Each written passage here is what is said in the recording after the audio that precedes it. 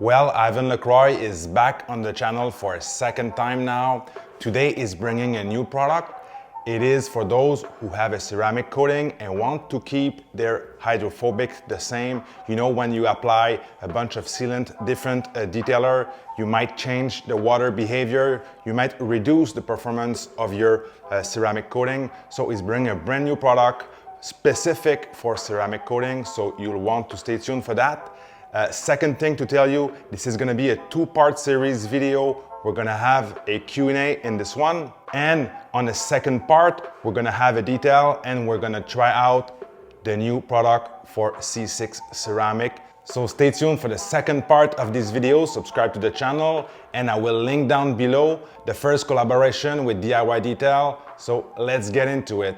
All right, by popular demand, I have a few more questions for Yvan after using the products for a couple weeks, couple months, and my audience also have been asking me a couple questions. Yes. So first one, there's rumors out there that there's going to be a version 2 for the Rinseless wash. Yes. What is it? So, is it true? Yeah, it's definitely true. So we're already on version 2 of the iron remover. It's already out. People are using it. We have version 2 of the interior ceramic coating that we've improved. It's out as well.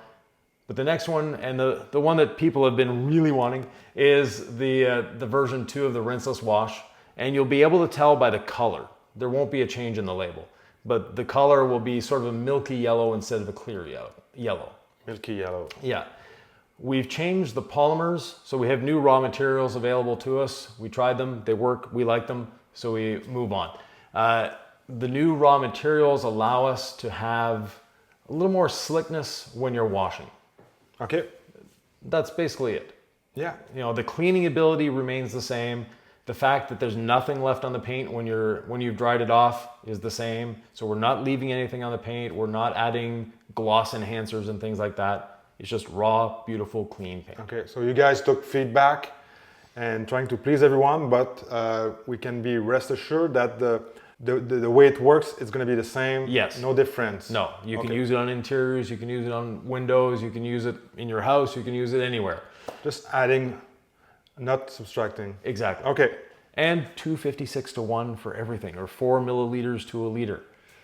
Yeah, because there's different product recommends different, maybe the dilution for glass or for interior, for wheels. Yeah, no. So 256 to 1. 256. That's the only dilution ratio you need to know. Yeah, it works. People asked us for a chart. It's just one line. Chart. Okay. Yeah. It works great already. Yeah. So I've been using the water spot remover actually after the coatings. It's my favorite product.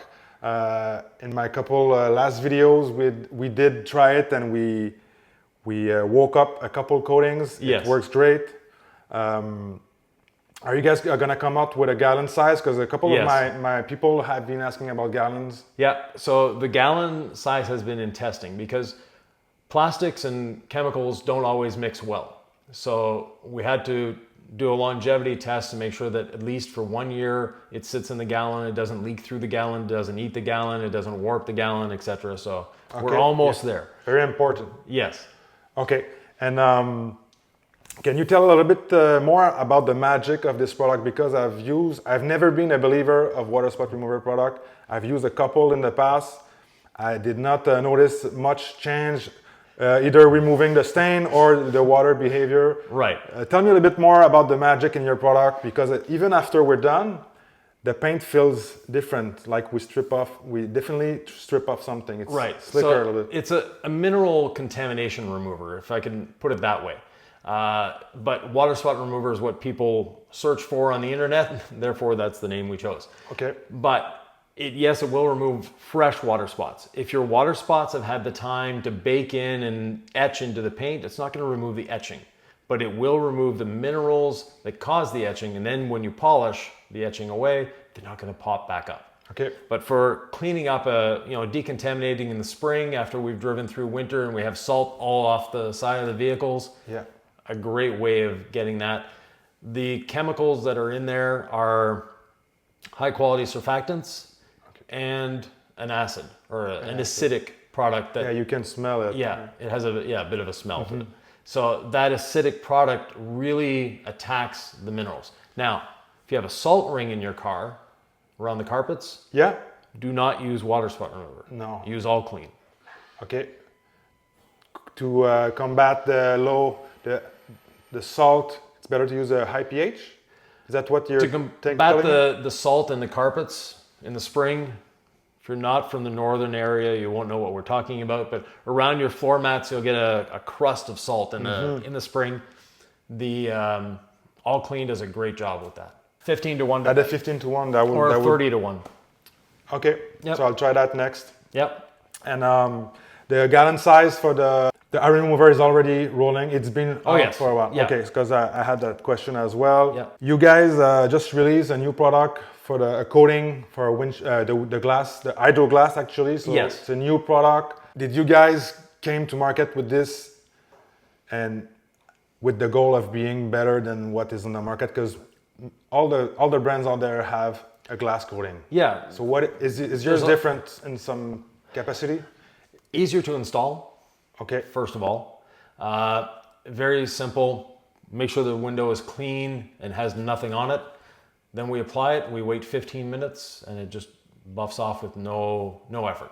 And if you can wait an hour, that's fine as well. It's not a 15 minutes or more. No glass cleaner to remove the haze, right? No, I've seen in your video. Seems really smooth. Yeah, super easy to use. The other aspect of it is it's designed to bond to glass. We normally say put our coatings everywhere, and on the side windows, you don't need to use the glass coating. You can use the regular paint coating on the side windows. They don't get the abrasion. It's the abrasion that wears down a coating. And what we're going for is extreme hydrophobics and abrasion resistance. Now, it's not abrasion proof. No windshield coating is going to last if you use your wipers. So we can't say how long it's going to last because I don't use my wipers. I get years out of it. Someone that uses their wipers at the first little drop is not going to have a fun day. That's why there's no promised longevity on the website. I was looking for that, but yeah, someone that lives in the desert, they use their wipers maybe once or twice a year. It will last for decades. Mm-hmm. Is it slick on just like the coating, the DIY coatings? It's very slick. It's very slick. Yeah. Cool. So that's going to help with your wipers. Yes. Okay. Interesting. Okay. So Yvan, I have a question. I know there's a lot of guys that are really a big fan of the 1 year coatings. Yes. Something they can just decon and skip the polishing step, top up whatever they have, or just use a 1 year coating as a standalone. Is it something that we're going to see from DIY in the near future? You're going to see two of them actually. Two of them? One in a cream or paste form that you use a polisher to apply, and one in liquid form that you apply like a traditional coating. Wow, okay. Yeah. So that's a scoop on the Detailing Dogma channel for you guys. Yeah. Hope you like it. Next up, I want to switch over a little bit on the chemical side. So I'm the kind of guy who will look at the SDS from time to time. Yes, and I like to geek out and nerd out on those kind of things. Yeah. But I'm not a chemist and I don't have a background in them. So I'm going to ask you about sodium hydroxide. I've been hearing some guys overseas and in a couple of their videos saying it's a really bad product to use on a regular basis. It can be bad for your skin, bad for your health. Yes. And at the same time, I've been looking at some of the SDS, some of the degreaser or wheel cleaner that I've used, I'm still using. And they all seem to have the sodium hydroxide. Even Mr. Clean that I use inside my house has some hydroxide. Right. Quantity of sodium hydroxide is the biggest part of that. Okay. So there are some chemicals, sodium hydroxide is cheap and it works. Okay.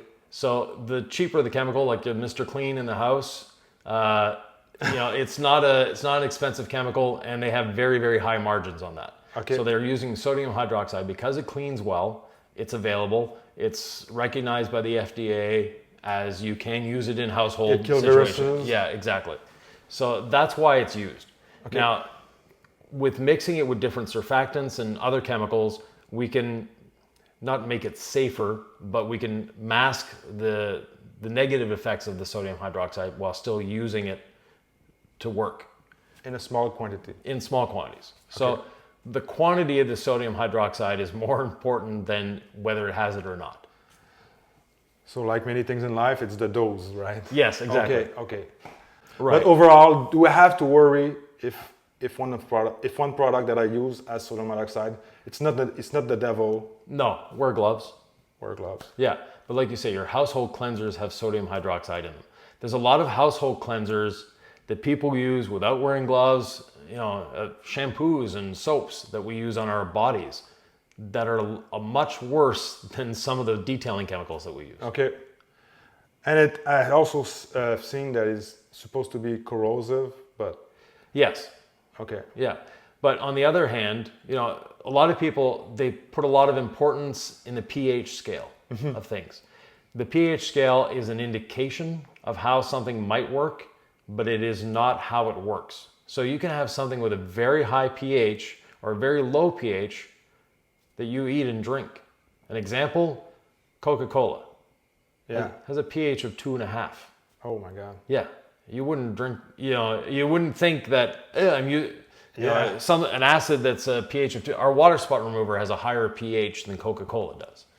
But Coca-Cola is not going to remove minerals on the side of the vehicle just because of the pH. So people put too much importance in the pH as opposed to the chemistry behind the pH. Okay, sounds good. So the moral of the story is the formulation and the brand that you put trust in it, I guess. Yeah, the formulation is more important than the components in the formulation. Okay. We can put two different things in there that will form sodium hydroxide when they're mixed, or form whatever other things that are much more dangerous than the sodium hydroxide. Or sodium hydroxide mixed with something else can form a very dangerous gas. So some of the products you've used, when you spray them on, takes your breath away. Something is taking your breath away, you might want to stop using it. Okay. Yeah. Okay, good to know.